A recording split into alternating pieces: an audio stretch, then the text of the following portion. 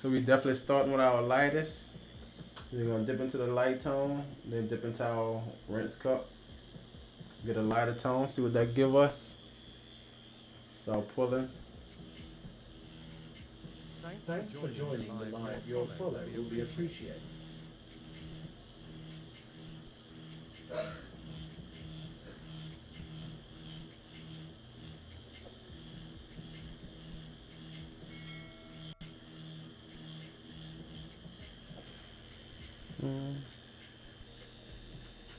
This is the same rules apply. If you wonder how to get your smooth shadings, see how I'm really like taking my time in this one area. And I'm constantly trying to get shades smoother and smoother. So it's just a work in progress.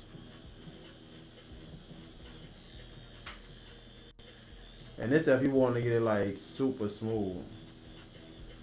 I know when I first started out how I used to be like this, like shade that in, and it still looks smooth, but till I found out what really smooth look like. I never was around nobody that really was trying to get their shades this smooth.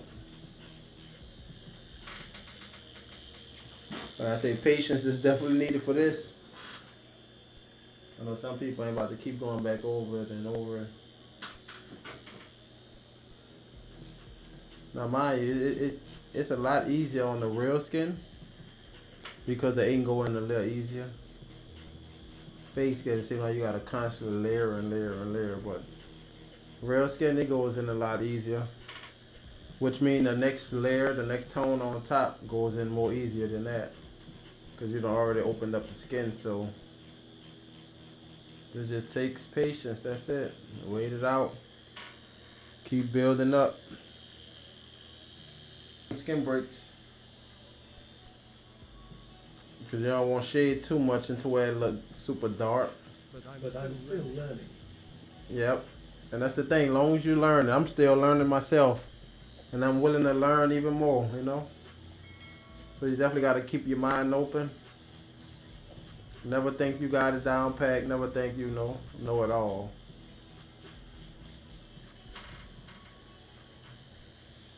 Like that.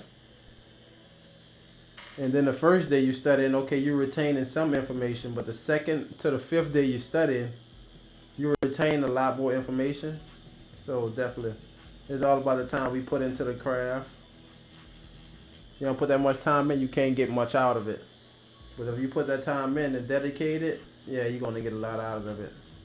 And you're gonna grow a lot faster because you have more knowledge within a shorter period of time versus breaking it up in 10 months and stuff like that. Remain a student. Yep, that's the goal. Remain a student.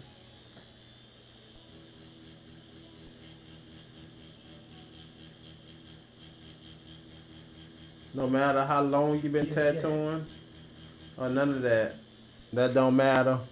Printing some other stencils are in. Are you putting some more stencils out? What you about to do now? What tattoos you gonna do? We start by the cap. Start bringing it down, soften it up.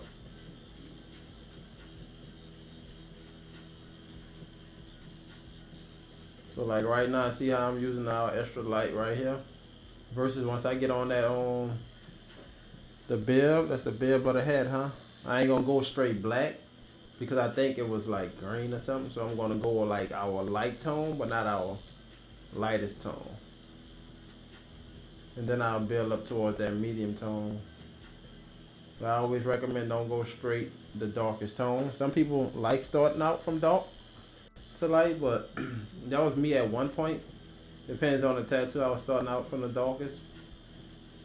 But now, like the darkest tattoo for me now is not just black. Like the hair is not just black. I used to tattoo straight full black, but no, I want to leave some space to give it to look like some dreadlocks. So I ain't gonna just shade it in straight black no more. So now I'm gonna start at the darkest. But at one point, like I said, that was me. Because I realized like black is kind of flat. And it's crazy because I realized that when I started painting, I never tried to use black. Because I went to the school NOCA and they were telling me like, they was kind of pushing us to not use black. to actually make our black with like blue, green, and red to mix our paints up to get our darkest tone.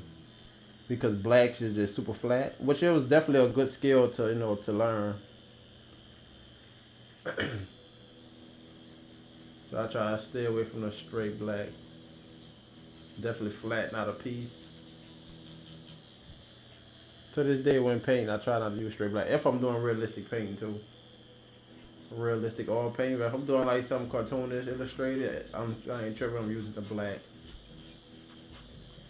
So realistic, no, it's gonna make it too flat for a realistic painting. You know how I get rid of all the stencil? Like, that's why all that purple going from down here. I use that bleach.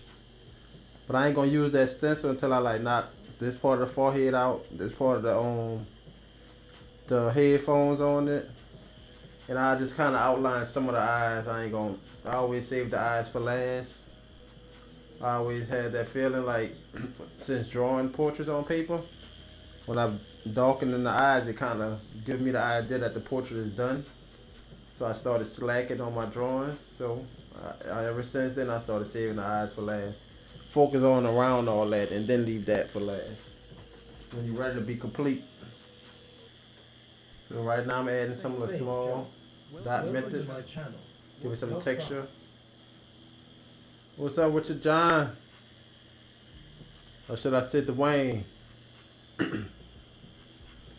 Adding the small methods in there, small textures, just for the skin. Instead of leaving it a super like light area. Thanks for joining the live. Your follow will be appreciated.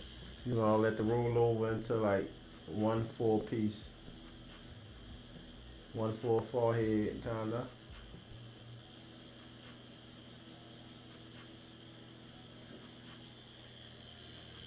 Pull it together, pull it together. And for those that don't know, I am using the flat 15 curve mag. So the flat been doing pretty well. I usually use the curve mag. My bad. I'm using the flat, the flat 15 mag. I usually use my curve 15 mag, but these flats been making it happen. But I am going next order me back my 13 curves, well my 15 curves. But I've been making it happen with these flats though. Not bad, taking advantage of this edge on them. Getting tight spaces. The 15 flat mag been pretty good. It feels good. I don't really see too much of a difference in it. You will try them again.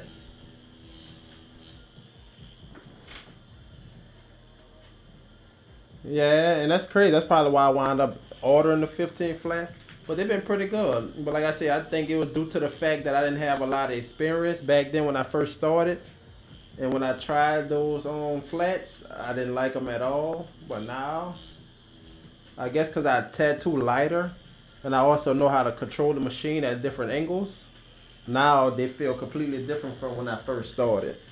So when I first started, the needle kept getting caught on the skin. And I was getting tired of that. So I just switched over to the curve mag once I heard about it. Because at the time, you got to think about it, all I knew was like 9 round liners. Then for a shading was like I think that was 15s probably. 15s or 9s, but I think it was 15. No, 13. So that was the shaders I started out with, 13 flats. But I got tired of it getting caught up on the skin, so I did some research, got them 13 curves to stop that, avoid all that getting caught up on the skin stuff. But they pretty good now since I guess I know how to work them better. And you are correct, John. Back then I was using the coil machine. That could have played a part in itself. But back then, yep, when I first tried them out, I was using the coil machine back then. I started out with the coils. Then I easily rolled over into rotary machines.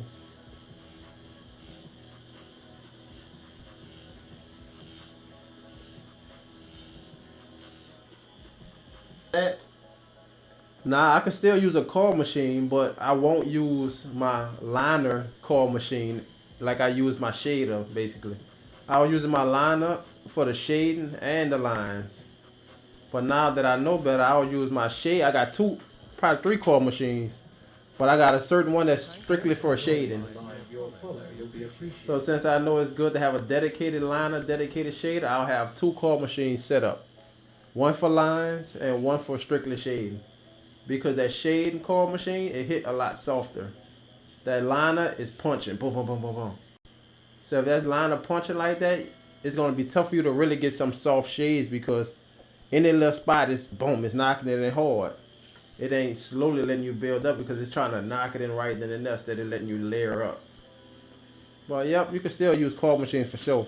I think why I really ran from core machines is like the clients, the noise of it is kind of aggravating and it just scared the clients. So that's what kind of really pushed me into like, no, I'm gonna just go for a core. They got a little noise, but it's not too noisy. To where the scared of clients or they'll be sitting out front and they hear the loud noise. I mean, you go in the tattoo shop back then, all you was hearing was bang, bang, bang. I mean, that was the noise you hearing all around the shop. You could have went to the bathroom anywhere in the back, you gonna hear that call machine. It's loud. Cause like this pen, I would say is weak because it got a 3.2 cam in it, so it's soft stroke. So I can get my soft shades. But yet, if I get that 4.0 stroke of that Ambition Ninja, that thing pack a punch. I guarantee you that thing hit hard. And that's just a 4 stroke. I got a Mass Pro Archer that's 4.2 stroke, and I feel like I could get soft shades with the 4.2 over that 4 stroke by Ambition Ninja. It's crazy. So it all depends on the machine. Also, depends on the company. This is letting people know you don't need the top expensive gear to try to get a good tattoo. It's all within your skills, you know, and the time you take to put into the tattoo. You can't get something out of it that you don't put in, so definitely. The equipment don't matter. The equipment make it a little easier for you, but if you don't got the skills, you could have the most expensive machine in the world that still can't accomplish smooth shading, you know, clean lines. If you don't know how to do it, you just don't know how to do it. So you're going to have to learn up to that point. And like I said, as you continue to practice, it become like second nature and you're going to only get better, you know. Because my shades was never always like this smooth, which I could think I could get smoother than this. Because as you notice, like down here, it probably is not as smooth as up here.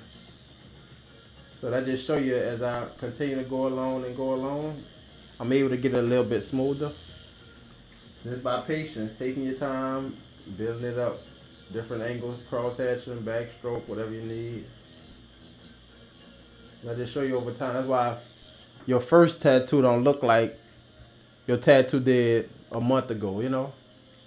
Because you're progressing, and we all progressing. So just keep on putting in the work, keep on putting that work. It's going to pay off, like Ross said, you know? Keep putting in that work.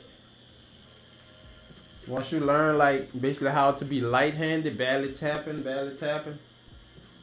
you have no choice but eventually start getting your shades a bit smoother. Because all you got to do is layer up from there.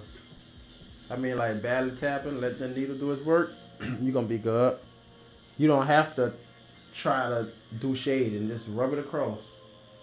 Slightly, you know. I know when I first started, I was, okay, let's knock this shade in. You ain't really got to worry about knocking shading like that.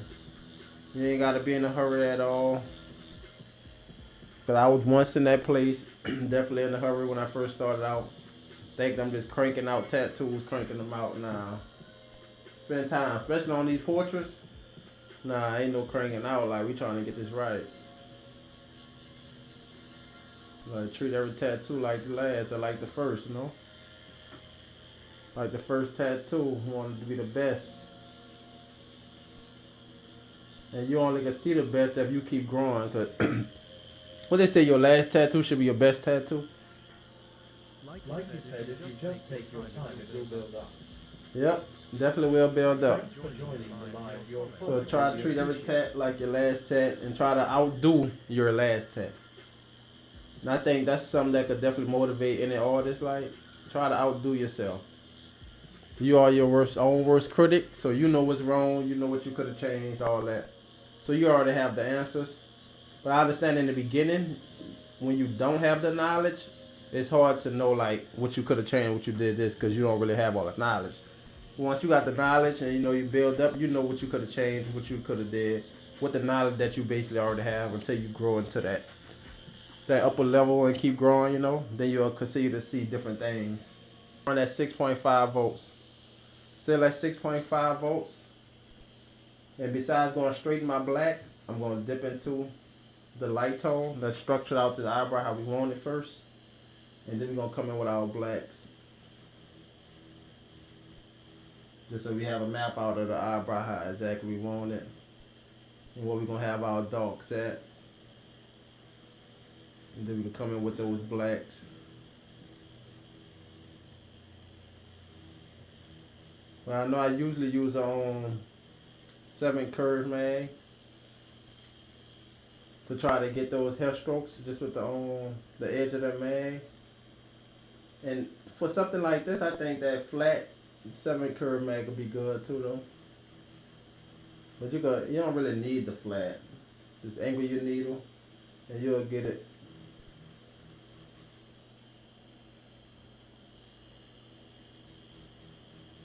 But don't forget, doing eyebrows, don't tattoo them like you're doing lines. See how I'm like shading it, softly hitting in there. You don't want to just go in like you're pulling lines because you want this to be hair. It's soft. Ain't no lines on, no hair, nothing like that. You know, you can show little soft strings of hair, but you don't want to give it those hard outlines, have it look like a cartoon.